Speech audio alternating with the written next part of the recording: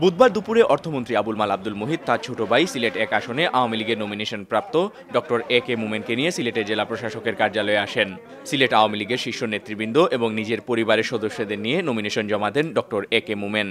পরে অর্থমন্ত্রী সাংবাদিকদের সাথে আলাপকালে প্রধান নির্বাচন কমিশনারকে পরিবর্তন চেয়ে ডক্টর কামাল হোসেনের দাবিকে ননসেন্স বলে মন্তব্য করেন। কমিশনারের পদত্যাগ চাচ্ছেন এটা ননসেন্স। এ সময় অর্থমন্ত্রী গত নির্বাচন থেকে এই নির্বাচনের জয় আরও সহজ হবে বলেও মন্তব্য করেন। এদিকে সিলেট ১ আসনে জয়ের ব্যাপারেও আশাবাদ ব্যক্ত করেন ডক্টর AK মোমেন।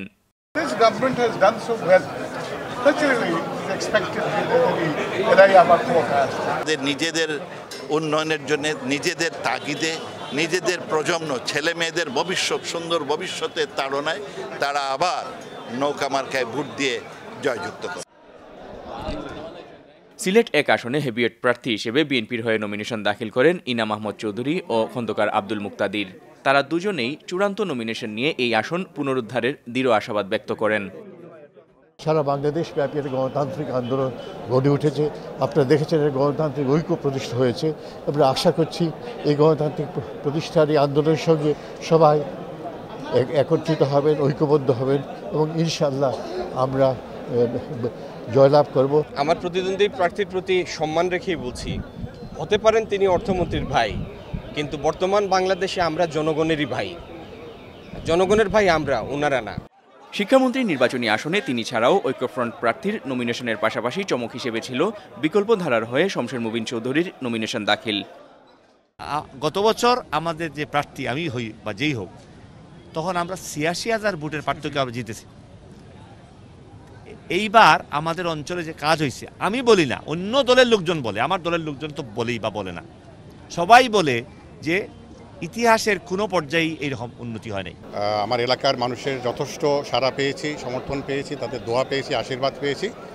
তাদেরকে নিয়ে তাদের আগামীতে প্রতিদ্বন্দ্বিতা করার, তাদেরকে প্রতিনিধিত্ব করার একটা সুযোগ আমি বিশ্বাস করি আমার এলাকার লোক আমাকে দেবে।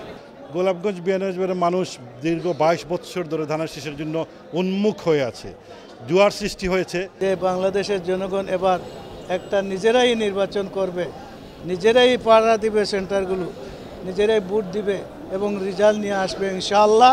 এবং একটা বৈপ্লবিক স্বপ্ন এবং একটা বিপ্লব এবার জনগণ ভোটের মাধ্যমে দেখাবে ইনশাআল্লাহ, এটা আমি বিশ্বাস করি। অধিকাংশ আসনে আওয়ামী লীগের একক প্রার্থী নমিনেশন দাখিল করলেও প্রায় প্রতিটি আসনে বিএনপির একাধিক প্রার্থী নমিনেশন জমা দেন। এছাড়াও মহাজোটের শরিক দল জাতীয় পার্টি ও ঐক্যফ্রন্টের শরিক দল জামায়াতের শীর্ষ নেতারাও নমিনেশন জমা দেন। আমার নির্বাচনী এলাকা খুবই কমফোর্টেবল আমি আছি এবং জয়ের ব্যাপারে 100% আশাবাদী। এবং গতবার আমি 48,000 বেশি ভোট পেয়ে নির্বাচিত হয়েছিলাম। এবার আমার টার্গেট হলো 80,000 ভোট বেশি পেয়ে নির্বাচিত হওয়ার। জোটের এইবার যে জোয়ার আরম্ভ হয়েছে, দল মত নির্বিশেষে যারা আওয়ামী লীগ করে তারাই বলছে চৌধুরী সাহেব এবার আপনার সাথে আমরা আছি, মানুষকে উন্নয়ন চায়। আমি যে উন্নয়নে কাজ করেছি, সময় দিয়েছি, জনগণ কল্যাণে কাজ করেছি, আমি অত্যন্ত আশাবাদী যে কানাইঘাট জকিগঞ্জের মানুষ আমাকে ইনশাল্লাহ আবারও নির্বাচিত করবে। মানুষ শান্তির পক্ষে, জ্বালাও পোড়াওয়ের পক্ষে নয়, এটা আমি বিশ্বাস করি। মানুষ উন্নয়নের পক্ষে, শান্তির পক্ষে অতীতের মতো আবারও নির্বাচিত করবে। সিলেটের জেলা প্রশাসক ও রিটার্নিং কর্মকর্তা কাজী এমদাদুল হক জানান, সিলেটের ৬টি আসনে ৬৬ জন প্রার্থী নমিনেশন জমা দিয়েছেন। এর মধ্যে সিলেট ১ আসনে ১১ জন, সিলেট ২ আসনে ১২ জন, সিলেট ৩ আসনে ১৩ জন, সিলেট ৪ আসনে ৮ জন, সিলেট ৫ আসনে ১২ জন এবং সিলেট ৬ আসনে সব মিলিয়ে ১০ জন প্রার্থী নমিনেশন জমা দিয়েছেন। সকাল থেকে প্রায় সন্ধ্যা পর্যন্ত সিলেট বিভাগের ১৯টি আসনের এমপি প্রার্থীরা শান্তিপূর্ণ পরিবেশে তাদের নমিনেশন জমা দিয়েছেন। এই শান্তিপূর্ণ পরিবেশ নির্বাচনের দিন পর্যন্ত বজায় থাকবে, এমনটাই প্রত্যাশা সিলেটবাসীর। Moinuddin Manju, channel S news, Sylhet.